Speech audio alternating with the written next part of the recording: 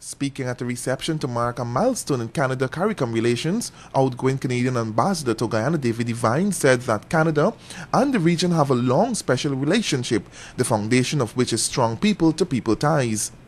Localizing the relations, he said Guyana has an increasing, strong and vibrant expanding economy, being among the top growing countries in the Caribbean and now ranks second in CARICOM as a trading partner with Canada.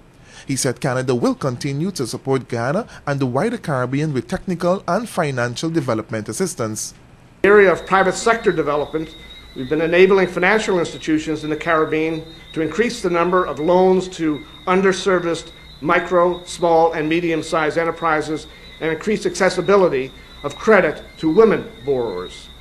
Support to Guyana and Jamaica in adopting enabling legislation and setting up the first credit bureaus.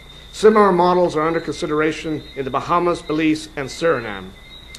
Through Compete Caribbean, supporting the first ever inclusion of the Caribbean in the World Bank's enterprise surveys, providing policymakers with crucial data on the state of doing business in the region.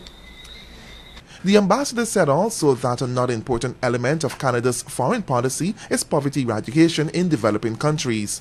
Minister of Finance Dr. Ashni Singh, who also addressed the reception, said that as CARICOM marks its 40th anniversary as a regional bloc, there is much to be proud of. However, he emphasized that more can still be done to ensure that the people of the region share a single space. Example of World Cup cricket, the region hosting World Cup cricket, and the ease with which visitors to our region could have moved from one jurisdiction to another. And yet today Caribbean nationals don't enjoy the luxury of free movement from one jurisdiction to another. In much the same way, not even in remotely closer ways, we were able to facilitate visitors to our region. And indeed, it is perhaps when one is tested most that one's vulnerabilities are best exposed.